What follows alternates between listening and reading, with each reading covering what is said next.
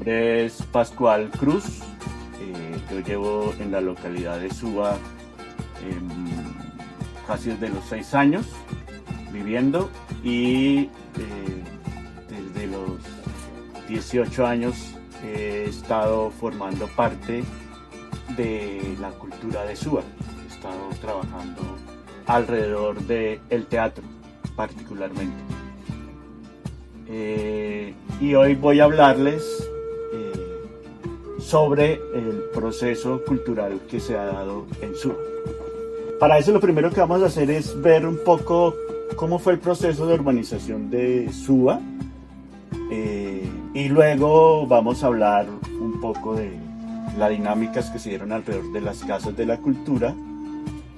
Luego vamos a hablar de algunos grupos que han estado de manera intermitente alrededor de las casas de la cultura de Suba o que sencillamente han hecho su trabajo un poco a contracorriente de la cultura de Suba, que es lo interesante, y es que lo interesante de la cultura es que es dinámica y que hay muchas ópticas y muchas perspectivas desde las cuales se pueden asumir procesos artísticos, culturales, socioculturales e incluso de políticas culturales.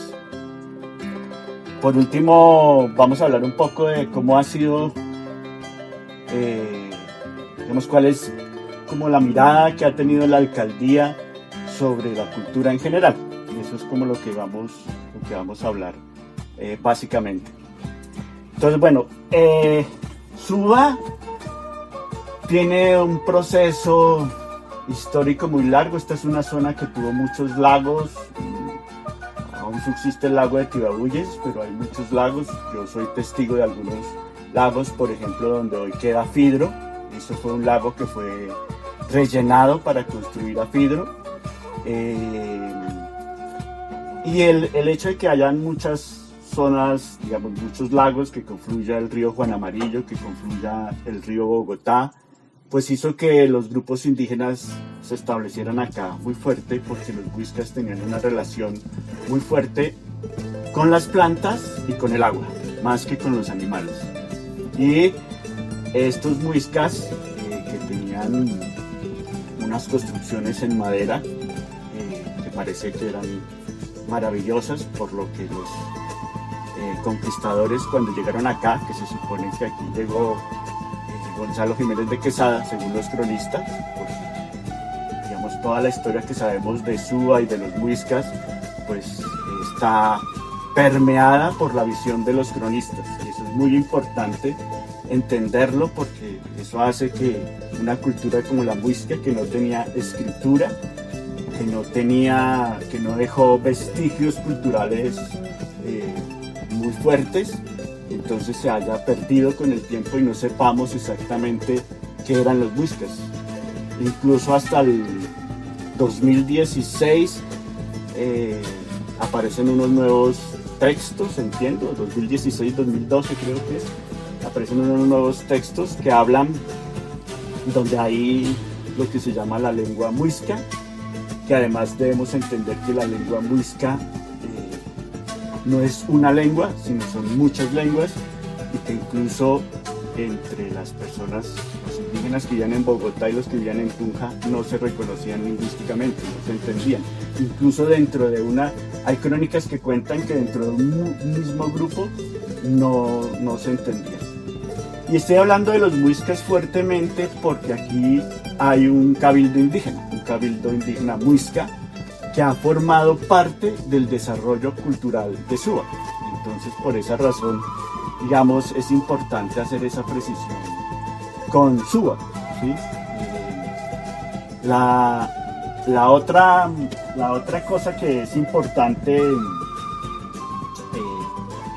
aclarar frente a la urbanización es que Suba tenía, o tiene todavía, porque creo que eso está todavía en el Club de los Lagartos, aguas termales. Entonces, después de que hubo todo el proceso de la conquista, la colonización, aquí hay otra cosa que se me olvida, que me parece muy importante. El cacique se supone que habitaba en Suba era una especie de juez que dirimía los conflictos entre los indígenas, ¿no? Eso me parece una cosa muy curiosa aquí en Suba. Este era el sitio, Suba era el sitio donde, digamos, como la Corte Suprema de Justicia de los Muiscas, ¿no? Pero vuelvo y digo, todas estas son cosas que se dicen desde la visión de los cronistas. No tenemos una visión directa, no sabemos quiénes eran realmente los Muiscas. Y los trabajos que se están haciendo son muy recientes. Y de pronto en 15, 20 años, la idea que tenemos de los Muiscas va a cambiar. Pero culturalmente, para Suba, el hecho de que haya un cabildo indígena ha sido muy importante y ha sido un movimiento muy fuerte, que se sigue manteniendo. Les decía que el segundo proceso de urbanización que hay en Suba se da después de la conquista de la colonia en el siglo XIX, sobre todo a finales del siglo XIX, porque aquí hay aguas termales, porque esto se vuelve una especie de zona campestre para personas con cierto dinero, y por eso Suba se llena de, sobre todo la parte de la montaña, de grandes casonas, haciendas, incluso hasta estancias, pero esas haciendas en el siglo XIX y aún hasta los 50, 60 eran recreativas. La gente venía aquí como un poco a veranear, siguiendo un poco las modas inglesas y francesas. Los bogotanos, obviamente no todos los bogotanos, sino los bogotanos de cierta clase social venían acá a veranear. Por eso estaban esas grandes fincas y grandes casonas que han sido poco a poco destruidas para poner esos famosos edificios. Dentro de esas casonas está Casablanca, que se ha constituido como patrimonio urbano. Brantavilla creo que también es otra finca que fue construida como patrimonio urbano. El Colegio Helvetia, porque obviamente aquí también en los años 70 se inicia un proceso de urbanización, pero en primera instancia los que vienen a vivir en Suba son personas de la clase media o personas de estrato alto. Por eso Suba tiene desde el estrato 0 hasta el estrato 6, 7, ¿no? En la loma de Suba podemos ver incluso, usted llega a Unza, cruza una cuadra y pasa del estrato 1 al estrato 6, ¿no? Eso es maravilloso, es solamente una calle la que divide dos estratos.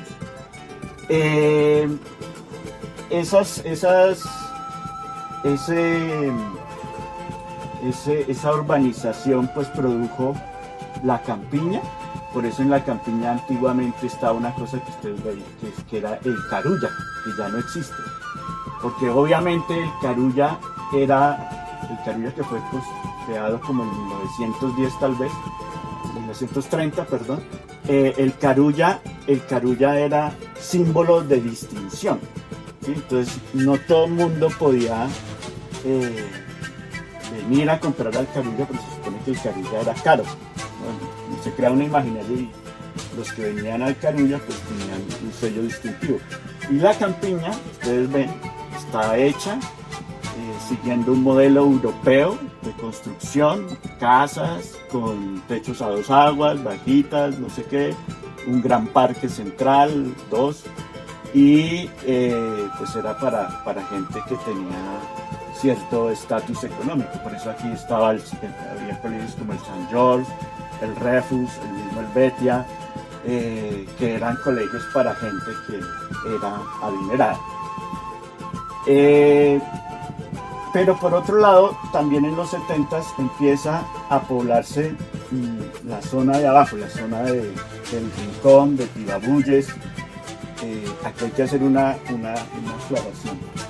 Cuando los conquistadores llegaron, dividieron, ya en el periodo colonial, dividieron a Suba como en unas grandes extensiones que fueron resguardos, que eran Tibabuyes, Tuna, Salitre y El Rincón. Entonces esas eran grandes extensiones de tierra que se constituyeron en resguardos y que después se fueron volviendo haciendas y fincas, ¿sí? Y sobre todo hay que recordar que en el 54 hubo un proceso que ha sido muy vil en la historia de Colombia, que es un proceso de blanqueamiento. Es decir, eso lo llamaban bueno, ahora se me fue la palabra. Bueno, era acabar con los indígenas, y entonces en el 54 tal vez acabaron con los resguardos, porque ustedes saben que si aquí ha habido racismo es el racismo contra los indígenas. Ustedes saben que aquí decirle a alguien negro no es tan grave como decirle indio. Indio, digamos, es gravísimo. Negro no tiene la connotación peyorativa que tiene en Estados Unidos. Aquí la connotación peyorativa es indio. Cuando se le decía a alguien que era indio, pues se le quiere decir que era ladrón, perezoso, era todo lo malo, ¿sí? Entonces por eso aquí estaba esa expresión, uy, ¿usted cómo es de indio? Para decir eso, ¿no? Es claramente eso es racismo.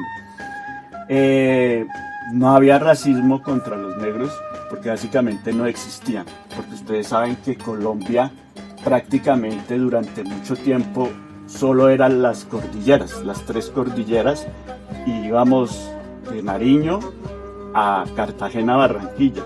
Lo que era el Pacífico, lo que eran los llanos, no existían. Y esos son los problemas que seguimos teniendo hoy. Por eso allá es donde hay violencia, por eso allá es donde hay, porque nunca ha habido Estado.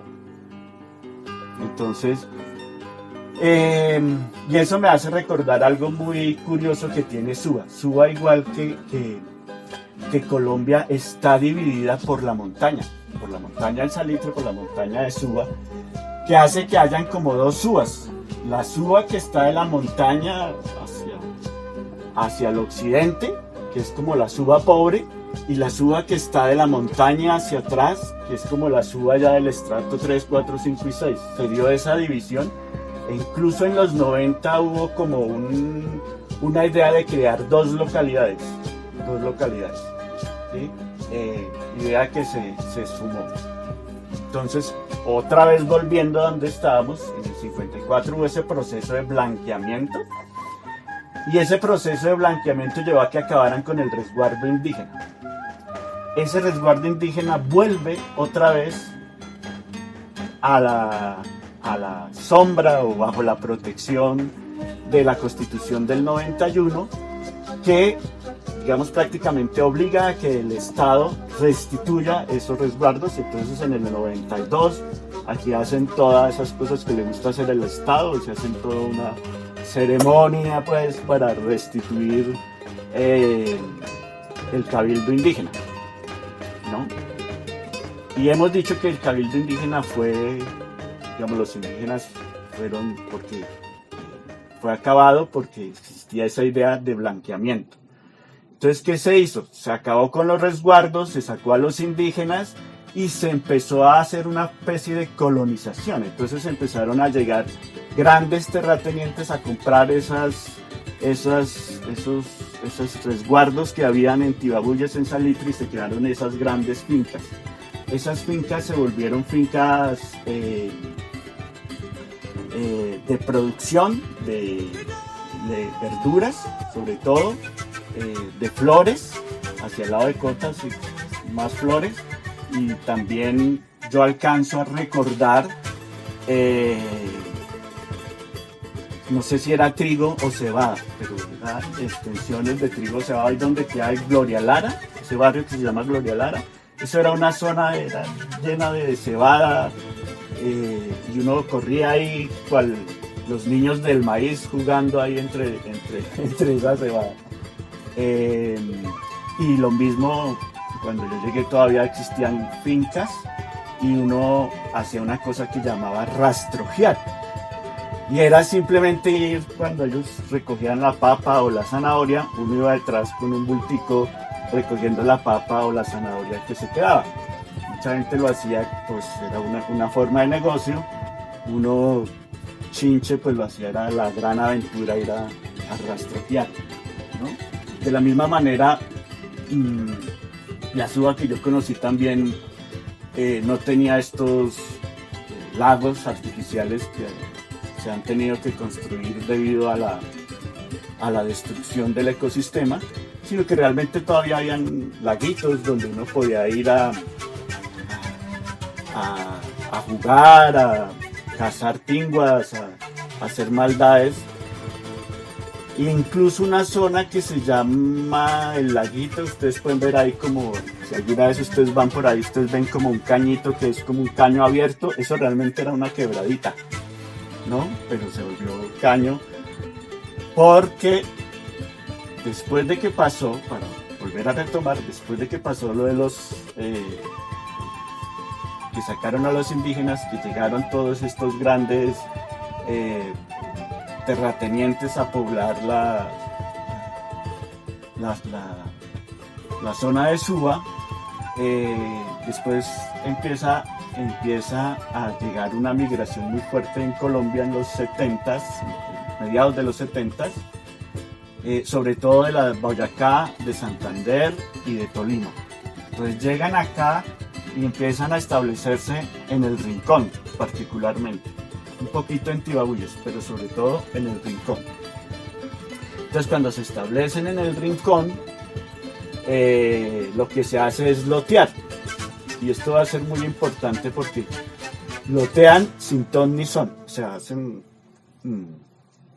hacen como una calle muy pequeña y empiezan a lotear lotes muy grandes de 15, 20 de fondo, pero las calles fueron muy estrechas, nunca se pensó en urbanizar, obviamente porque nadie tenía ni papa de idea qué era eso de urbanizar, entonces parques para nada, ¿sí? A duras penas, en el Rincón se dejó un espacio donde iba a quedar la iglesia, donde iba a quedar la escuela y donde una institución extranjera tenía un espacio, un terreno que después fue vendido, porque ninguna institución cultural como que lo quiso coger y entonces lo terminaron vendiendo. Esa fue, digamos, la oleada de población, y dentro de esa oleada de población pues llegué yo. Y aquí empieza como el proceso cultural de Suba. No es que antes no haya existido, porque en Suba, digamos, como venía tanta gente y alguna gente se quedó acá porque era un sitio, como les decía, que tenía aguas termales, que era un poco más cálido de lo que es hoy en día. Entonces, por ejemplo, aquí vivió el pintor Roda, aquí surgió el Acto Latino, el grupo de teatro Acto Latino, ellos eran de Suba, ellos empezaron acá en Suba. De la misma manera, la Carulla y la familia, creo que es Fonegra, hacían una serie de actividades de fin de año que eran sobre la Navidad y esas cosas. Aquí había también la famosa, obviamente, la fiesta del campesino. Esa fiesta del campesino estuvo incluso hasta en los 90s, seguía habiendo fiesta de campesinos, porque Suba aún conserva una zona rural, que es sobre el lado de Cota. Entonces, y hasta los 90s era muy fuerte supuestamente las fiestas campesinas. Y entonces empieza, digamos, entonces en Suba pues ha existido como esa historia cultural. Resumiendo, entonces tenemos que hubo un momento en Suba en el que fue habitado por los muiscas, luego llegaron los conquistadores, Gonzalo Jiménez de Quesada. Luego la colonia fue repartido los resguardos, dicho que eran Tibabuyes, el Rincón, el Salitre, Tuna. Y luego hemos dicho que hubo un proceso de urbanización en los 70s, sobre todo como de especie de fincas recreativas, porque en Suba habían aguas termales, es como también hay en Cota. Entonces, y hemos dicho que también ya en los 70s se inicia un proceso de urbanización de los estratos 3 y 4, y en Suba Centro pues se llama La Campiña, al otro lado de la loma, porque hemos dicho que la loma separa como dos subas. Al otro lado de la loma también se empieza a construir, terminando la loma. Ustedes ven Calatrava es como de los 70s también, y ahí al pie de Calatrava está el Colegio Seminario Espíritu Santo, que ahora es una universidad. Esos son, digamos, lo que ocurrió antes, y hemos dicho que después de este proceso aparece, digamos, también a la par, un poco antes, perdón, hacia la parte de abajo del Rincón y todo eso, grandes fincas productivas, que eran casi una especie de despensa de Bogotá. Y luego ya hemos dicho que a mediados de los 70s, en el 77, se inicia un proceso ya de loteo y de urbanización desorganizada, como fue en la mayor parte de la ciudad de Bogotá. Y cada vez que se moría un gran hacendado o un gran dueño de una finca, los hijos pues dividían eso y lo loteaban, y ahí empezaron a llegar familias de Boyacá, de Santander y de Tolima particularmente. Así se constituyó el Rincón. Por eso el Rincón, ustedes pueden ver toda una serie de calles que están cerradas, que usted llega y no hay salida. Algunas son más anchas, otras son más angostas. Y en ese barrio, el Rincón, como en la transversal 90 y pico, aparece ya en los 80s, en el mediados de los 80s, un grupo de jóvenes, muy jovencitos, entre 14 y 17, 18 años, eran estos jóvenes que se reúnen alrededor de un espacio común. ¿Cómo surgió este espacio común? Tiene que ver con otra parte de la historia de Suba, y es que Suba fue un territorio donde hubo guerrilla urbana, ¿sí? Grupos de guerrilla urbana, particularmente del EPL. Entonces el movimiento de izquierda era muy fuerte en Suba, obviamente porque era una zona marginada.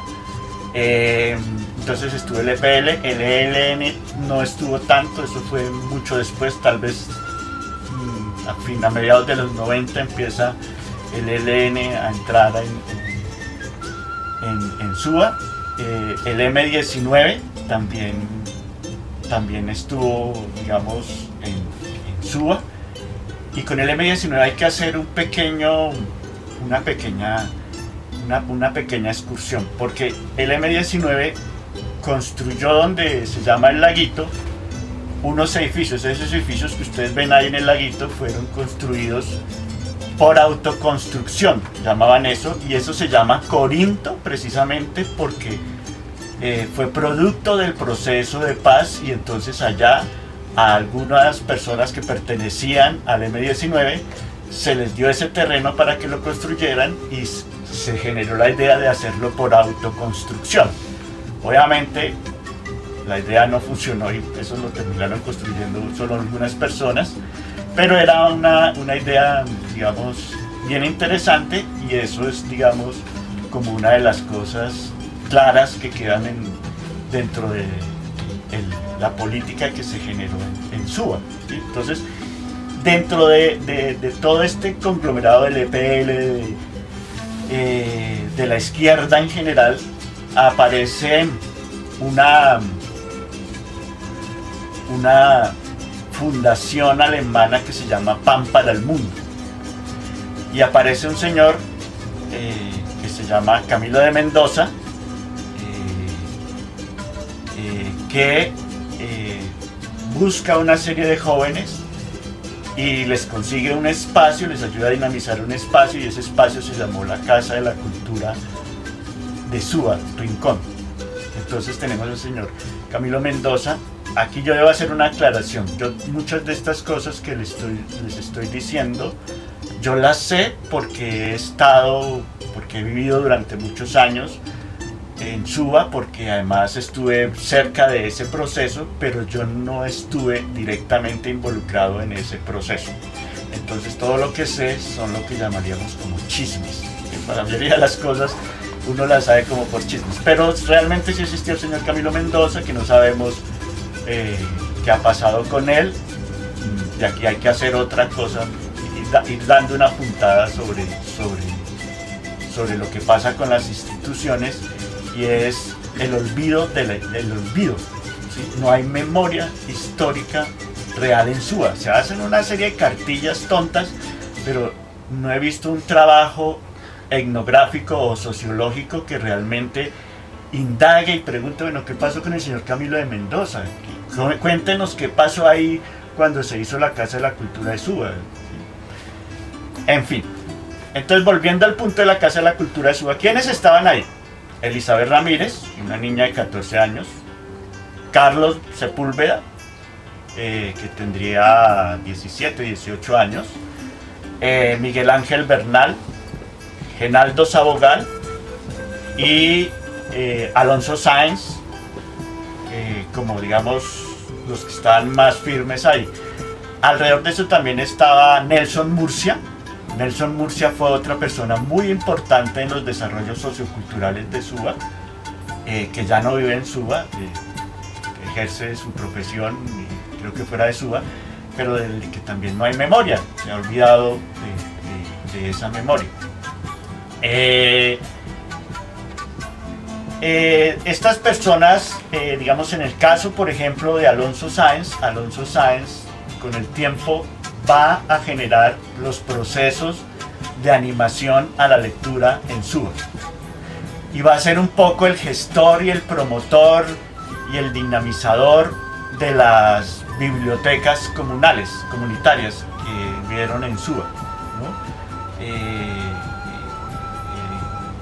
Durante mucho tiempo estuvo como al frente de eso, digamos casi hasta el 2000 y pico, y ya después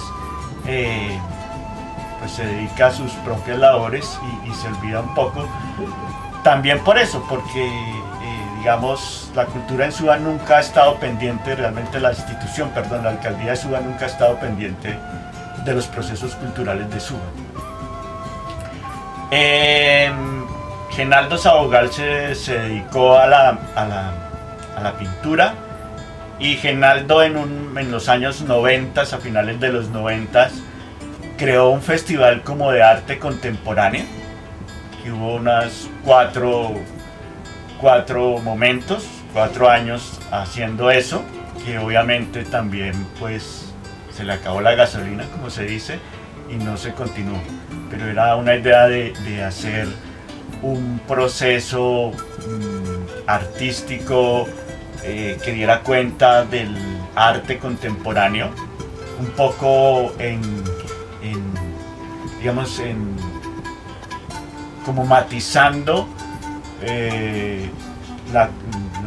lo de la cultura Masi, lo de los pintores que hay alrededor de Masi, que más adelante vamos a hablar de ellos, y su estética. Entonces esto planteaba como otra estética, digamos más contemporánea, si se puede llamar así, porque la otra es contemporánea también, ¿no? Pero para poner esos cajones académicos. Carlos Medina se dedicó sobre todo al teatro, y más adelante vamos a retomar un poco que surgió de ahí. Lo importante es que ese grupo de muchachos, que no se sabe por qué se dedicaron a la cultura, todos pues prácticamente están dedicados de lleno a esos oficios. Elizabeth Ramírez hoy en día pues es especialista en Feldenkrais y esas cosas, o sea, todos siguieron como esa línea de artística profesional. Eh, a la par de la Casa de la Cultura de Suba del Rincón surge La Cometa, que tenía un nexo.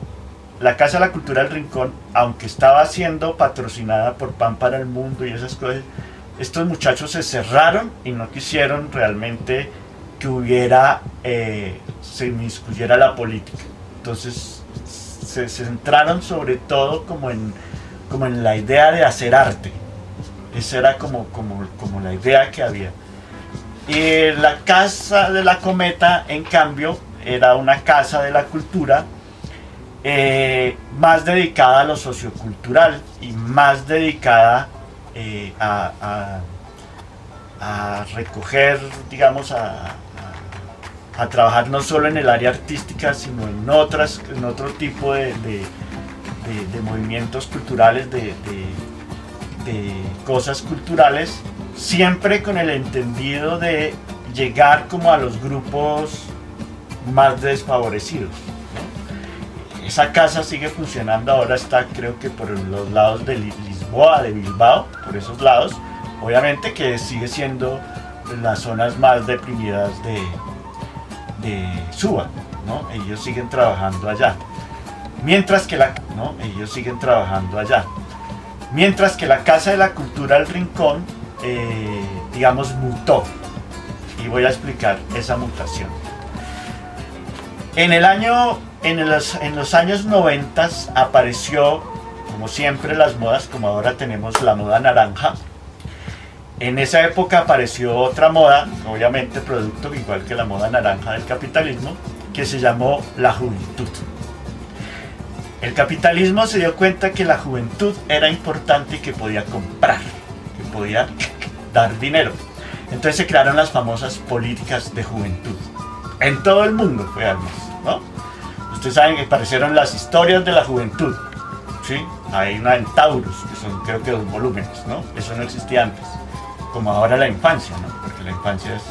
Por eso y entonces alrededor de eso aparecen esas leyes de la juventud y los jóvenes son el mundo y hay, ¿sí? Eso es un movimiento que obviamente está ligado a los procesos que se dieron en los 70s, todo el proceso universitario, todo ese proceso de los 70s que obviamente fue liderado por jóvenes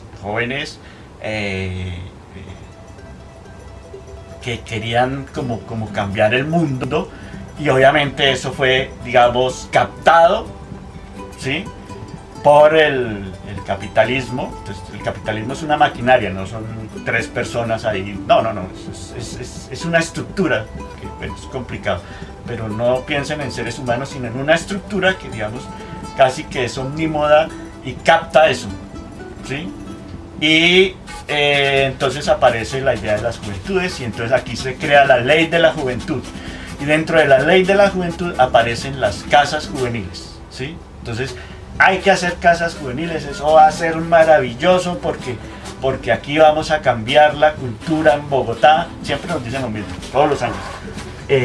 Entonces eso va a cambiar porque los jóvenes van a ser los dinamizadores, y en la Candelaria estaba la sede central de la Casa de la Juventud, y se inició todo ese proceso. Dentro de ese proceso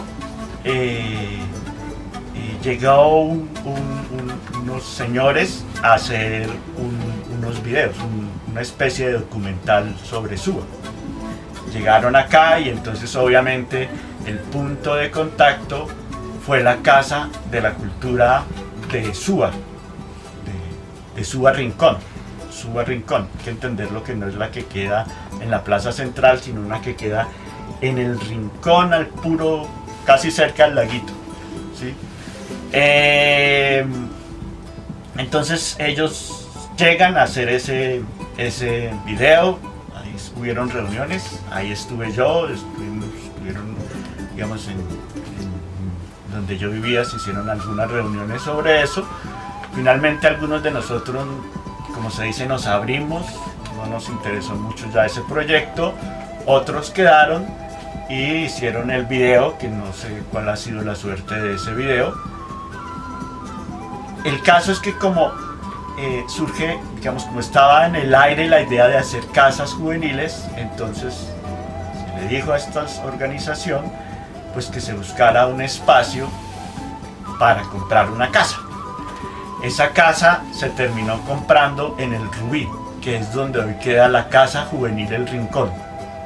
Ahí en el Rubí se compró esa casa y se la dieron a la Casa de la Cultura del Rincón, o sea, a Carlos Medina y como a la gente que estaba alrededor de eso. Pero el Estado, digamos, los que hicieron eso, esa misma casa se la habían prometido a otro grupo que había surgido de la Casa del Rincón. O sea, la Casa del Rincón tenía como una segunda generación, que era William Patiño, Patricia, y a ellos les habían ofrecido esa casa también. De suerte que se armó una especie de pelea, pues, pero si a mí me la habían ofrecido, pero finalmente se la dieron fue a este grupo, y eso fue una discusión que duró muchos años y finalmente, obviamente el Estado, como siempre, pues saca la maleta y dice su palabra mágica: la comunidad tiene que interlocutar y resolver sus propios problemas, que es obviamente un problema que ellos generaron. El caso es que lograron en todo caso estas dos instituciones, porque además habían lazos afectivos, pues obviamente, trabajar juntas en el mismo espacio. Entonces, Casa de Cultura del Rincón dejó de llamarse Casa de la Cultura del Rincón y se empezó a llamar Proyecto Occidente, ¿sí? Y lo de William Patiño se empezó a llamar Casa Juvenil El Rincón. Ese grupo de William Patiño es importante porque ellos son casi uno de los pioneros del rap y el hip hop en Bogotá. Y ese siempre ha sido como su fuerte. Toda la vida ellos han estado trabajando alrededor de la danza urbana. Y eso, entonces ellos aquí empezaron a generar festivales de danza urbana, empezaron a dar talleres de hip hop, de rap. A su vez empezaron a tomar talleres en otros lados y a retransmitirlos, y eso generó el movimiento de hip hop y de rap en Suba. Mientras tanto, Occidente armó como dos líneas. Una línea, que era la que les decía de Alonso Sáenz, que era más de animación de la lectura, y se construyó la biblioteca Julio Cortázar. Ahí aparece otra persona, una nueva generación, que es Elizabeth Suarique. Elizabeth Suarique se dedica, digamos, como a estar en la biblioteca, y finalmente eso se vuelve su profesión. Creo que ella está haciendo incluso un doctorado sobre literatura en Brasil, creo. Y ha escrito un par de libros y algunos artículos alrededor de la animación de la lectura, ¿sí? Esto se debe precisamente a esa Casa Juvenil El Rincón, que estos jóvenes de 18, 20, 22 años iban trayendo gente, y esta gente, estos nuevos muchachos, pues iban generando una nueva visión. Eso es una vaina, eso se llamó como la idea de hacer una cascada. Entonces esto lo traemos y tocamos a y entonces va a generar otro, y que genera otro va a generar otro. Era una idea que había ahí. No sé si eso se logró, en parte sí se logró, después ya la historia cambia, el mundo es dinámico y entonces aparecen otras cosas. Entonces tenemos Casa de la Juvenil El Rincón, Proyecto Occidente, que ambos están en el Rubí. Sigue existiendo la Cometa. Y a mediados de los 90 aparece otra idea en la cultura bogotana. Otra idea que, al igual que la de Juventud, va a revolucionar la cultura.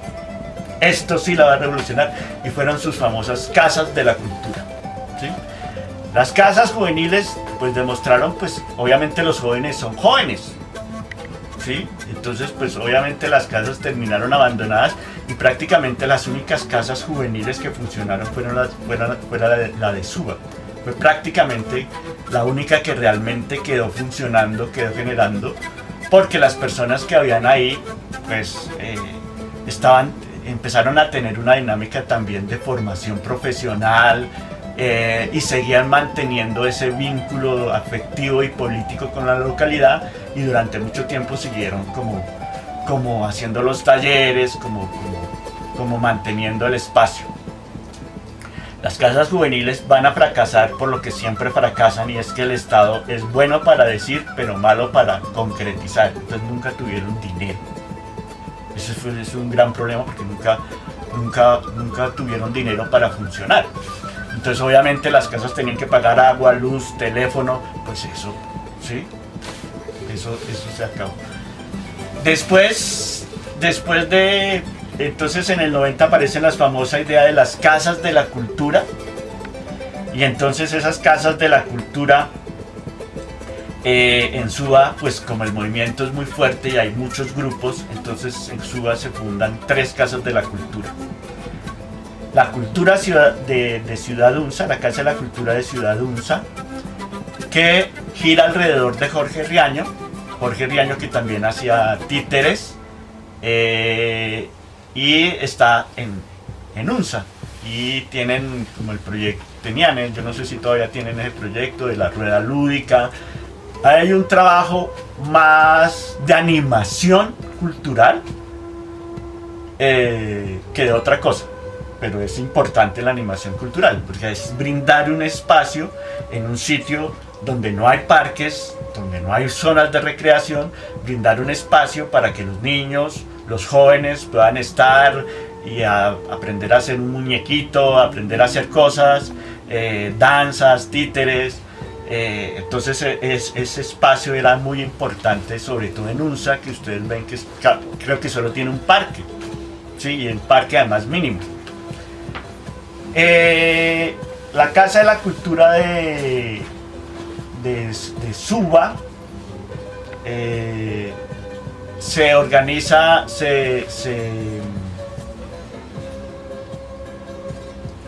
tiene un problema, mejor dicho, se organiza alrededor de un problema, y es que la Casa de la Cultura se supone que todos los protagonistas locales de la cultura deberían conformar el Consejo de Cultura de la Casa de la Cultura, deberían formar parte del Consejo. Entonces cuando algo es de todos, pues es de nadie, porque todo el mundo opina y dice, y empiezan las envidias, los humanos somos humanos. Y entonces yo quiero pero este quiere pero entonces y finalmente todo el mundo dice y nadie hace. Nadie hace porque la Casa de la Cultura de Suba jamás ha tenido dinero. Nunca le han dicho, va a tener esta plata para que ustedes puedan tener por lo menos pagar el agua, la luz y el teléfono. Nunca. Entonces, esa Casa de la Cultura, pues siempre ha tenido como ese problema. El Rincón, el proyecto juvenil El Rincón, esa casa que hay ahí, ese espacio físico, se volvió la Casa Cultural Juvenil El Rincón. Entonces estas fueron como las 3 casas.